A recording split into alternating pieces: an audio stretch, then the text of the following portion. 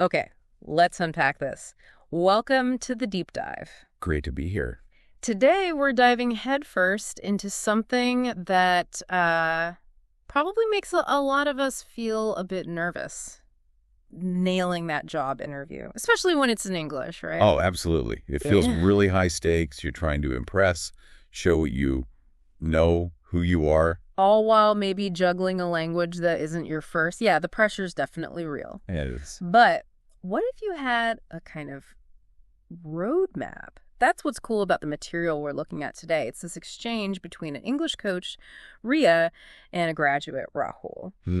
And they went through these really common interview questions, and she gave him like specific ways to answer, ways to sound confident. Right. So our mission here really is to pull out the best bits from that chat for you. Yeah. We'll look at the questions, maybe Rahul's first sort of basic attempts. Yeah. And then Ria's much more polished answers, and importantly, why they work. It's kind of a shortcut to those coaching tips.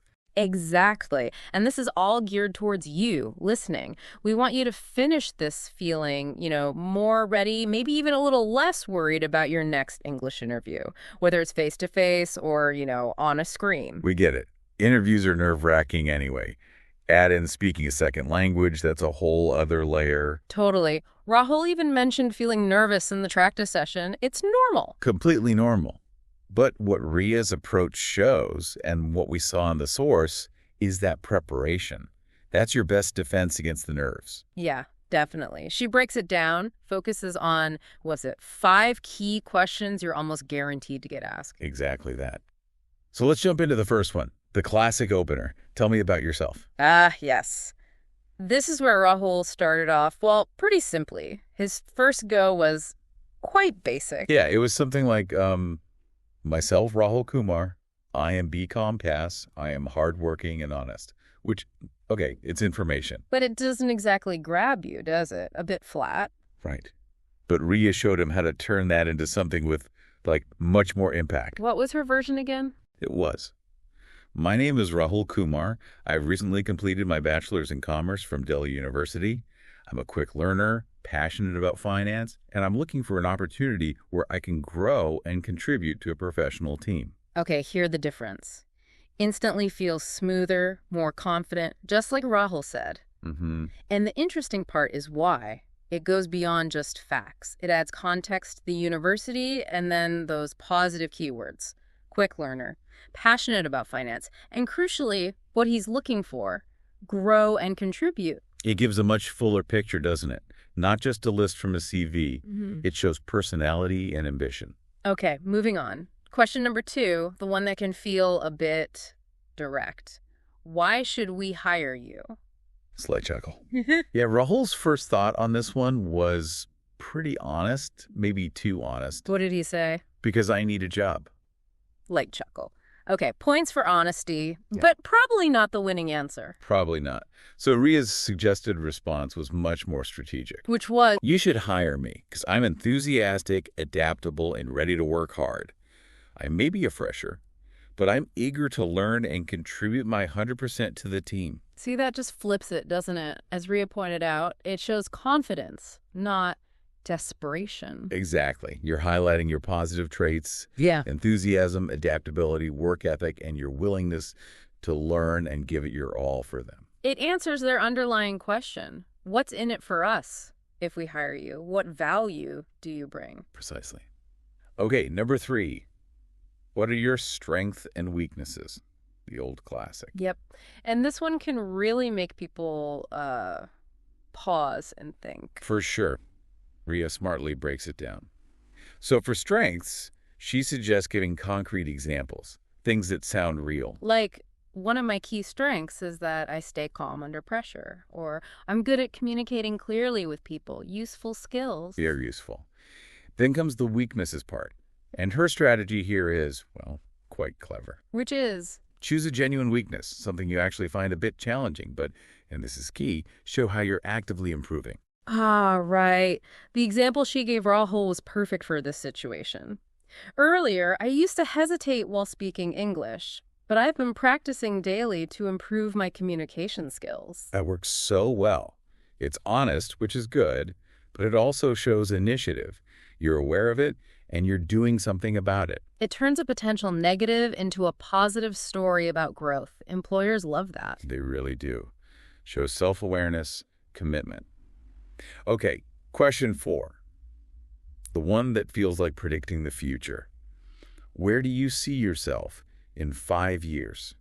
Yeah, Rahul even said this felt tricky, especially when you're just starting out. How do you know? It's tough. You don't want to sound completely unrealistic, but you also need to show you've got some ambition.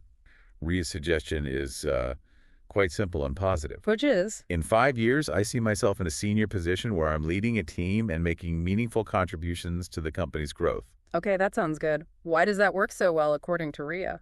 She described it as very clear and positive. It hits the right notes. Growth within this company, which suggests you might stick around. It hints at leadership potential. And it focuses on contributing to their success, not just your own climb up the ladder. Makes sense. Shows you're thinking longer term and potentially see a future with them. All right, last question on Ria's list. This one flips the script. Do you have any questions for us? And Ria's advice here was crystal clear. Always ask something. No. Like non-negotiable. Never just say, no, I'm good. Right. It's a big opportunity. Huge. And she gave some good, simple examples. Questions that show you're interested but aren't, putting them on the spot too much. Like asking. Yes, I'd love to know more about the team I'll be working with, or what does a typical day look like in this role? Things like that. The main point Ria made was be curious, not clueless. Yeah, exactly. Asking decent questions shows you've actually thought about the job, you're engaged, you're picturing yourself there. And it helps you figure out if it's right for you, too. It's a two-way street. Absolutely. So beyond those 5 questions, Ria had some final kind of overarching tips for Rahul. Good general advice. Right. Simple stuff, but important, like Speak slowly. Don't feel you need to rush. use simple, clear English. No need for super fancy words. Just be understood. And maybe the biggest one, be honest and stay positive through the whole thing. Your attitude counts for a lot. Definitely. So if we pull all this together, all these insights from Ria coaching Rahul, the main message seems to be it's not about having perfect, flawless English. No, not at all. It's about being prepared. That's the word. Prepared. Walking in or logging on, having already thought through these common questions, having practiced some clear, positive answers like these, that's the preparation that makes the difference. It builds confidence, just knowing you have something solid to say. Absolutely. So for you listening, maybe take these points, think about your own experiences, and actually practice saying your answers out loud. Make them sound like you. Mm-hmm. Get comfortable with them, because this whole process, it really underlines how important it is to show you're genuinely interested, and that you're ready and willing to learn and grow. It really does. And thinking about that last bit of advice, always ask questions, show that curiosity, and also being open about improving on a weakness. Yeah. Well, it kind of sparks a final thought, doesn't it? For you, the listener, to chew on. What kind of questions could you ask the interviewer? Questions that show you're curious, sure, but maybe also subtly highlight one of your strengths. Or show off that proactive approach to learning you mentioned for the weakness question. Ooh, interesting angle. Turning your question into another way to impress them. Exactly. Something to think about as you get prepared.